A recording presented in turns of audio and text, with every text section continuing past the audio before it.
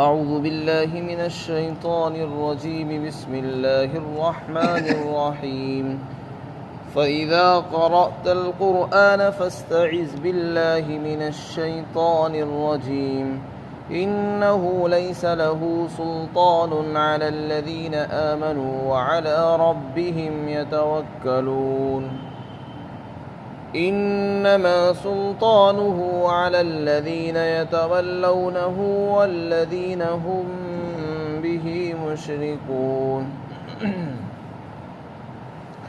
اور جب آپ قرآن کریم کی تلاوت کریں تو شیطان مردود سے اللہ کی پناہ مانگ لیجئے، یقیناً اس کا زور ان لوگوں پر نہیں چلتا جو ایمان لائے اور جو اپنے رب پر بھروسہ کرتے ہیں، اس کا زور تو صرف ان لوگوں پر چلتا ہے جو اس سے دوستی کرتے ہیں اور جو اللہ کے ساتھ شریک تجویز کرتے ہیں۔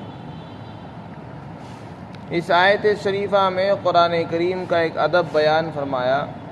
جب قرآن کریم کی تلاوت کی جائے تو اعوذ باللہ من الشیطان الرجیم پڑھنا چاہیے، یہ پڑھنا مسنون ہے، اور اس کے بعد بسم اللہ الرحمن الرحیم پڑھنا چاہیے، پھر قرآن کریم کی تلاوت شروع کرنی چاہیے۔ ایسا کیوں ہے؟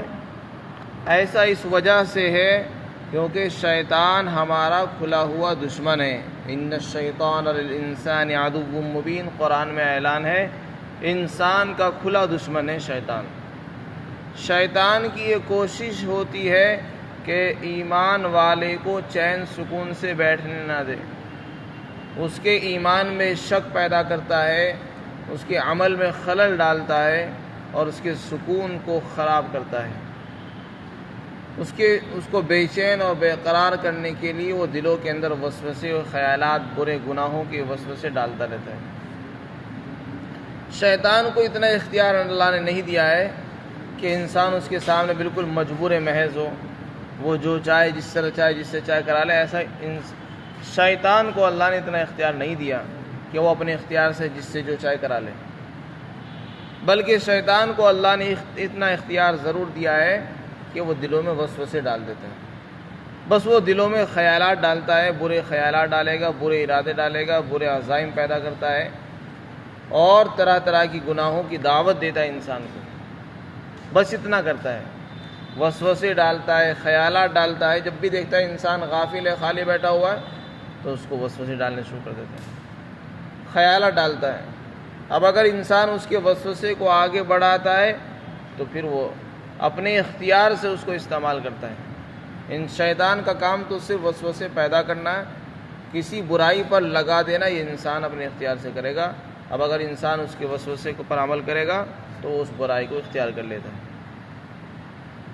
تو چونکہ شیطان ہمارا دشمن ہے اور وہ ہماری نمازوں کو بھی خراب کرتا ہے، وضو کے اندر بھی وسوسے ڈالتا ہے۔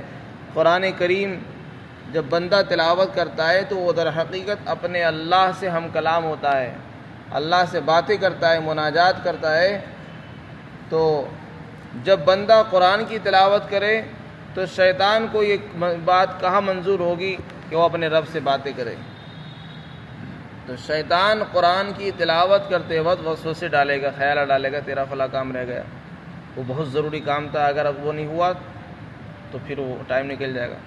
تو جب انسان قرآن کی تلاوت کرنے کے لیے بیٹھتا ہے اسی وقت خیال ڈالتا ہے، اس سے پہلے انسان کو کام یاد ہی نہیں ہوتے، اس وقت کام سارے یاد آ جاتے ہیں، اور پھر کیا ہوتا ہے، وہ انسان قرآن بند کرتا ہے اور چلا جاتا ہے، اور پھر نہ تو وہ کام کرتا ہے نہ یہ کام کرتا ہے۔ تو ایک عبادت سے ہٹاتا ہے، دوسری عبادت میں بھی لگا لیتا ہے۔ تو شیطان انسان کا دشمن ہے، وہ قرآن کریم کی تلاوت کے وقت وسوسہ نہ ڈالے، ہمیں اس سے دور نہ رکھے، اس کے لیے اعوذ باللہ من الشیطان الرجیم پڑھنے کا حکم ہے۔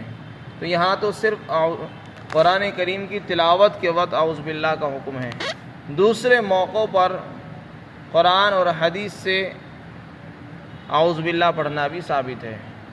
یعنی صرف قرآن کریم کی تلاوت ہی کے وقت اعوذ باللہ نہیں پڑھی جاتی، اس کے علاوہ اور بھی دوسرے موقع ہیں جب اعوذ باللہ پڑھنی چاہیے۔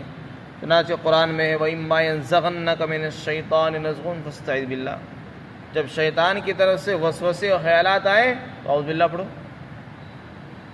صرف قرآن کی تلاوت ہی کے وقت پڑھنا چاہیے ایسا کوئی ضروری نہیں، قرآن کی اطلاع نماز کے لیے جیسے کھڑے ہوتے تو اعوذ باللہ من الشیطان الرجیم، ہاں بسم اللہ الرحمن الرحیم۔ نماز کے اندر بھی اعوذ باللہ پڑھی جاتی ہے شروع میں۔ اسی طریقے سے دوسری آیت شریفہ میں اللہ تعالیٰ نے فرمایا وَقُلْ رَبِّ أَعُوذُ بِكَ مِنْ هَمَزَاتِ الشَّيَاطِينِ وَأَعُوذُ بِكَ رَبِّ أَنْ يَحْضُرُونَ، اور آپ کہہ دیجئے اے میرے رب میں آپ کی پناہ مانگتا ہوں شیطان سے، شیطان کے وسوسوں سے اور خیالات سے، اور میں اس بات سے بھی آپ کی پناہ چاہتا ہوں کہ شیطان میرے پاس حاضر ہو، میرے پاس آئے۔ شیطان کے قریب آنے سے بھی میں آپ کی پناہ چاہتا ہوں، یہ قرآن کریم میں ارشاد فرمایا گیا ہے۔ اسی طرح احادیث کے اندر بھی بہت سے موقع پر اعوذ باللہ کا حکم ہے، شیطان سے اللہ کی پناہ مانگنے کا حکم ہے۔ تو در حقیقت شیطان انسان کا دشمن ہے، اس سے اللہ کی پناہ حاصل کرنا بہت ضروری ہے، اس کے بغیر انسان کوئی عمل نہیں کر سکتا، اگر کرے گا تو بیچ میں وسوسے خیالات آئیں گے اور دل جمعی کے ساتھ انسان نہیں کر سکتا۔ آگے دوسری آیت شریفہ میں اللہ تعالیٰ نے فرمایا شیطان کا زور کن پر چلتا ہے اور کن پر نہیں چلتا۔ شیطان کا تسلط یعنی شیطان کی بات کون جلدی سے مان لیتے ہیں اور وہ جو کہتا ہے فوراً اس کی بات پر عمل کرتے ہیں، وہ کون لوگ ہیں اور کون لوگ وہ ہیں جو اس کی بات پر فوری طور پر عمل نہیں کرتے۔ تو اس کے بارے میں ارشاد فرمایا جو لوگ ایمان والے ہیں، جن کے اندر ایمان ہے اللہ پر، آخرت پر، انبیاء پر، کتابوں پر، ان پر شیطان کا تسلط نہیں چلتا۔ شیطان تو وسوسے ڈالتا ہے لیکن اس کا قابو نہیں پاتا، وہ اس کے حملوں سے محفوظ رہتے ہیں ایمان والے۔ اسی طرح جو لوگ اللہ پر توکل اور بھروسہ کرتے ہیں وہ بھی محفوظ رہتے ہیں۔ ایک دوسری آیت شریفہ میں فرمایا کہ میرے بندوں پر تیرا تسلط نہیں چلے گا، ان عبادی لیس لک علیہم سلطان، میرے بندوں پر تیرا زور نہیں چلے گا۔ جو میرے بندے خاص طور سے انبیاء کرام اللہ کے مخصوص بندے ہیں، ان پر شیطان کا تسلط اور زور نہیں چلتا۔ پھر کن پر چلے گا؟ فرمایا جو لوگ مشرک ہیں، اللہ کے ساتھ کسی کو شریک کرتے ہیں، ان پر زور چلتا ہے۔ شیطان انہیں کوئی بات کہتا ہے، سمجھاتا ہے، ان کی سمجھ میں فوراً آتی ہے، وہ فوراً عمل کرتے ہیں۔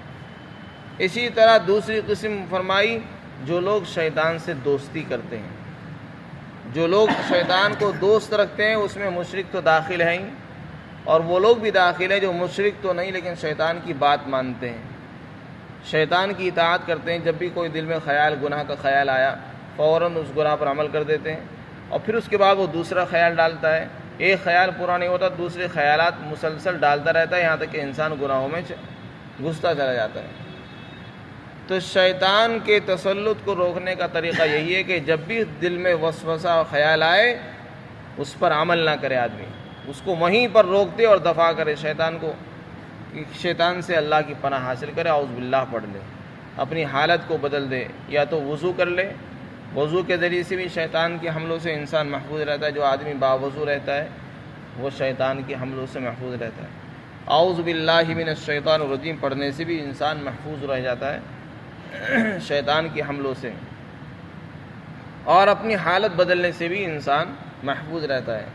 اسی طرح اللہ کا ذکر کر لینا چاہیے، جب شیطان کا وسوسہ دل میں آئے تو اعوذ باللہ پڑھے اور اللہ کے ذکر میں فوراً مشغول ہو جائے۔ جو لوگ خالی بیٹھے رہتے ہیں ان کو بھی زیادہ وسوسے خیالات آتے ہیں، اور جب انسان اللہ کے ذکر میں رہے گا تو وسوسے خیالات نہیں آئیں گے۔ موبائل کے اندر جب انسان لگتا ہے تو چونکہ اللہ کے ذکر سے دور ہو جاتا ہے تو اس میں وسوسے خیالات، گناہوں کی طرف دعوت وہ شیطان کی طرف سے خوب ہوتی ہے، اور یہاں تک کہ انسان وہ گناہوں میں مبتلا ہو جاتا ہے۔ تو اسی کو اللہ تعالیٰ نے ارشاد فرمایا کہ اس کا زور ایمان والوں پر نہیں چلتا اور ان لوگوں پر نہیں چلتا جو توکل کرتے ہیں، اور اس کا زور تو صرف ان لوگوں پر چلتا ہے جو اس سے دوستی کرتے ہیں۔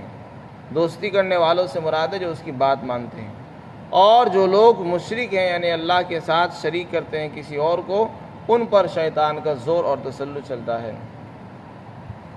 تو اوپر آیت شریفہ میں اعوذ باللہ کا حکم ہے،